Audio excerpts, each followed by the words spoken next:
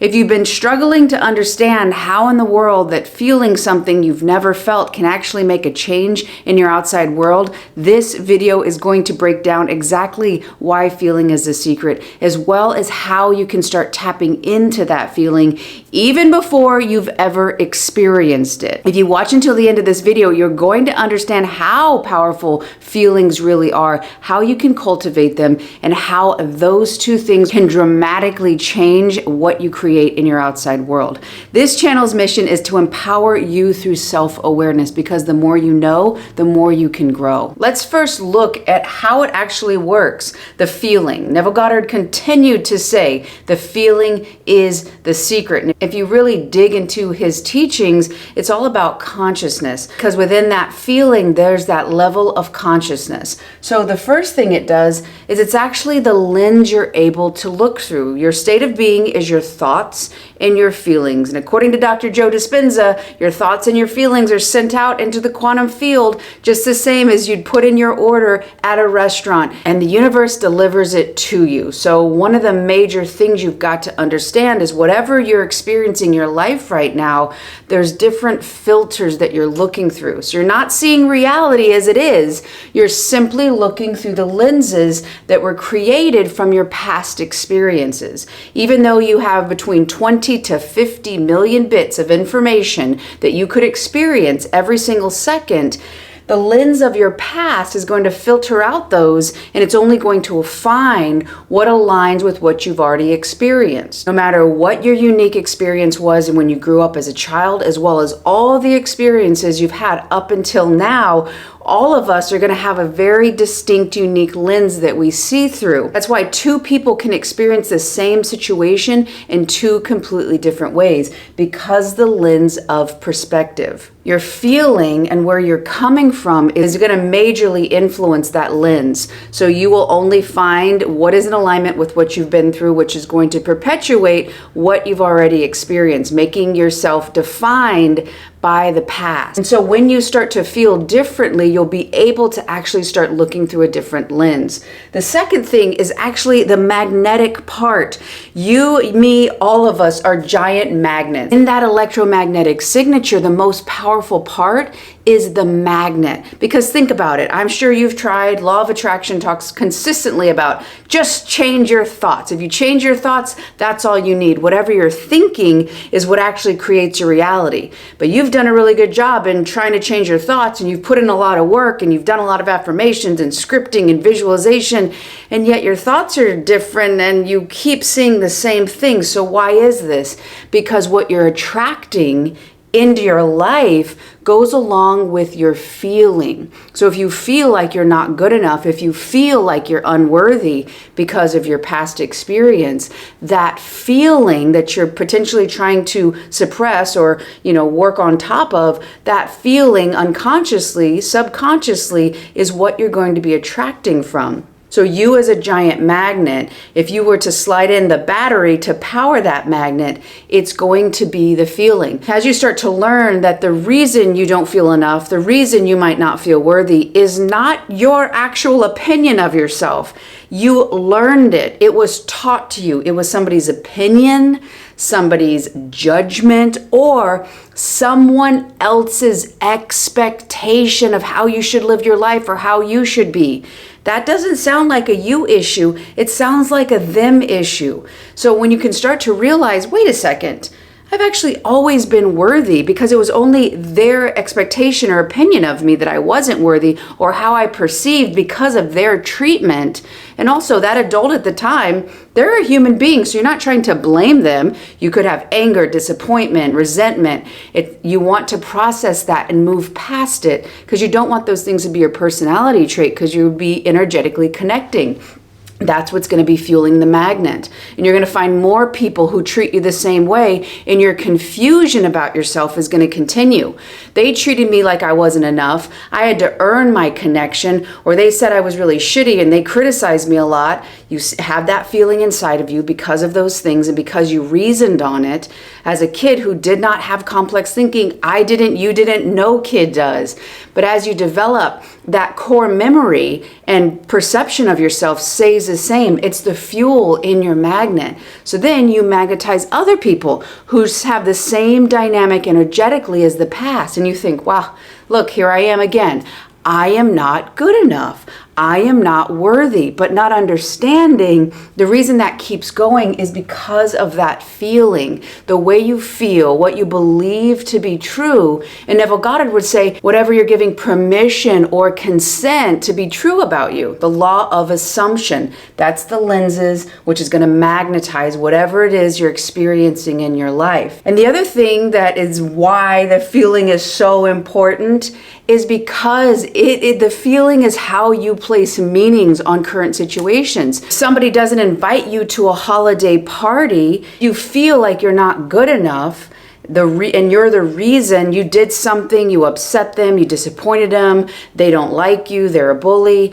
That feeling is inside of you because of past experiences. You're going to put that lens of perspective through that feeling that it's about you, because of how you feel. So every situation is just going to perpetuate that same lens. For me, it was people who were going to abandon me. So every time before I realized this stuff, I would see everything as something I did. People were leaving. They were distant and, emotionally unavailable. It's probably because of me. They would be emotionally available, and this is the meaning I would put on it, because I didn't feel like I was enough, because I felt like I had to earn my connection. So I placed that meaning on it. So even though they might have had a lot of emotional stuff, maybe they were really overwhelmed at work, and maybe they were dealing with their childhood shit, or at least it was coming up. But I didn't see that. I saw the meaning through how I felt about myself. So everything I saw just perpetuated the feeling. So I wasn't actually able to see it as neutral and say, oh, this is interesting. Okay, I need a little more connection. Maybe I ask for it because I recognize it in myself. And I know, and this is after the fact, if I would have known at the time that I was worthy and I was deserving and I didn't have to work for anything, I would have seen it. And I could have seen it through that neutral way. But I didn't have the tools at the time. I was still reasoning on it from my childhood self. And so the lens and what I was magnetizing and the meaning all aligned with that feeling. And because of that, I continued to recreate the same experience I had been through.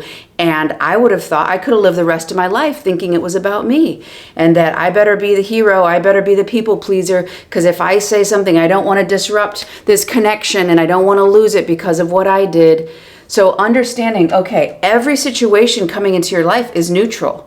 What meaning are you putting on things? And there's no judgment here. You're like, oh, how could you? Looking back, it's like you're doing the best you can. And the more you start to understand and know about yourself, the more you have the potential to grow. And this is vital. It needs to be, as Gabor Mate says, compassionate curiosity or compassionate inquiry. Okay, the meaning I'm putting on this is, if I was better, they would stick around, or I would have been invited to that party.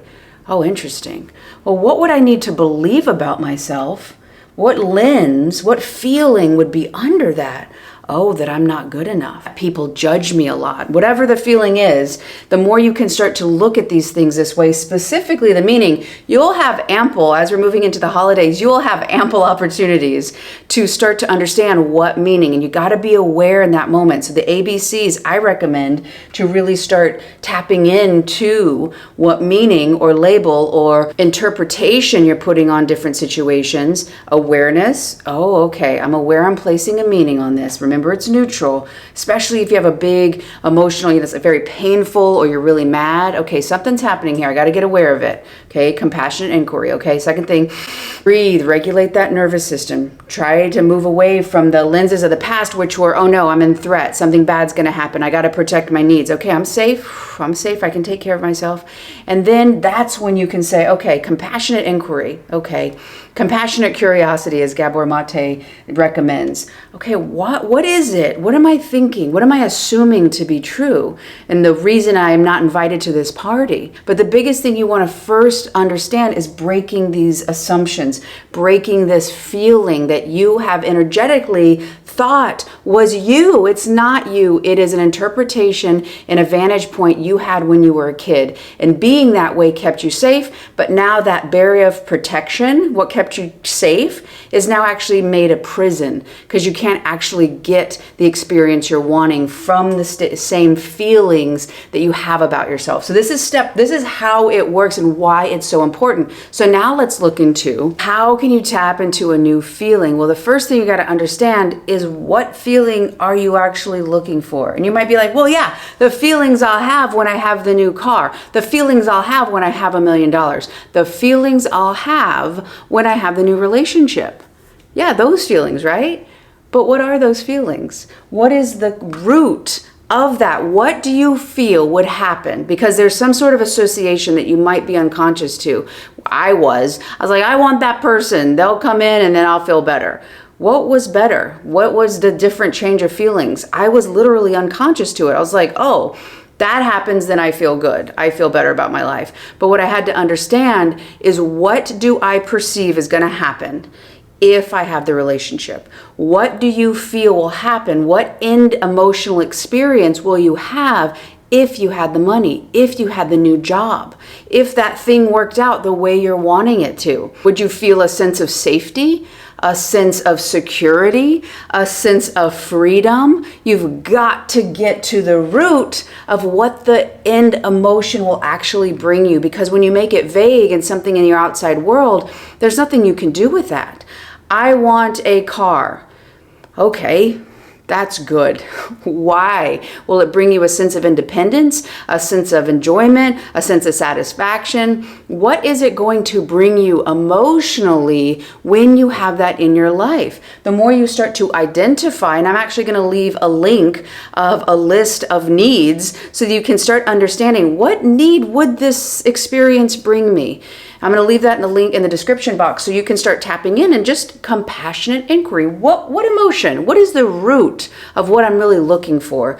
I feel this way, the old feeling, but if I had this, I would feel the new feeling. What is the new feeling? What need is that new emotion going to meet? The more you understand that, that's more it's going to really help you focus, because you could have small elements of that. For me, it's a sense of satisfaction and safety. I'm mostly driven by those two things. And when I started understanding that, I could start to tap into how I feel that in smaller ways in my everyday life. And when I didn't feel disconnected from that greater expression. It was simply something I needed to continue to grow into, first by awareness, and then you can start to build it. The second thing is going to be, once you have that beautiful feeling, look at it, so wonderful, now you've identified it. Now you want to start practicing it. And I know I am asking you to practice a feeling that's going to come from a situation that you've never experienced. But if you go back and understand that the reason you can do this is because it's an end emotion that we're looking for. So if it's that sense of security, okay, was there one time in your life that you've experienced it? And if the answer is no, okay, we got to use that imagination. Somebody you admire, who they emulate, what would that feel for you to experience it? Use your imagination. There's no wrong in this. It's simply beginning to learn to practice that. And with anything, getting in there and practicing it is actually going to help you get better at it. In my former track and field days, I would sit and visualize doing something I've never done. I had never thrown that, but I spent over and over and over and over repetitions, because your body, which is your subconscious, so your body, your subconscious, does not know the difference between a very vivid and visceral experience and real life. So it doesn't know the difference. So you could actually start getting reps in and start showing your body, showing your subconscious it's safe to have this experience, even though you've never experienced it in the way. So it'd be more natural. You would start to magnetize those things because it feels natural and safe. You will never be able to draw something towards you that doesn't feel safe. You will unconsciously sabotage or move away from it, or something will happen to keep you distant. So the more you start to practice that this root, this end emotion is actually in your life now, and you can start to cultivate it and practice and move in the world, get up from that imagination, get up from that visualization and have it live inside of you and continue. Okay, how would me with this feeling as natural move through the world? How would they solve the problems I have right now? How would they view this obstacle? Tap into the consciousness level, the higher level of consciousness that that inversion of you with that feeling would have, because you'd be surprised at what awarenesses, what nuggets, what wisdom you could get now by simply tapping in to the consciousness level that that feeling would have inside of you. And then the third thing is going to be to begin to regulate your nervous system. Dr. Joe says you cannot create, which is what you're trying to do when you're tapping into the feeling, you cannot create from a state of survival. So if your life right now is a shit show and everything's stressful and money and relationships, it's all about lack, how can you start to realize, okay, this is an echo of my past. I'm going to start making different realizations and realize this is not about me. I can step off of this. I've got to start taking time and investing in myself and allowing my body to start to regulate. There's tons of different people on YouTube as well as Instagram that can show you through breath work, through somatic movements, things that can help you learn to regulate your nervous system. As you do that, your mind and heart can actually start to connect. This would be called heart coherence, where your heart and your mind are regulated and you actually begin to think clearer, make better choices, start to have that harmony and peace in your body, which is only going to help you see more clearly what's going on, how to move through it, and ultimately begin to feel that new feeling now, which is going to allow you to do all of these things towards the creation of the life you're really wanting to live. If you want a little bit more support on tapping into that feeling and how powerful it really is, this next video is going to break it all down. Thank you so much for watching. I love y'all. If you like this video, click like. If you haven't done so already, join the community, and I will see you on the next one.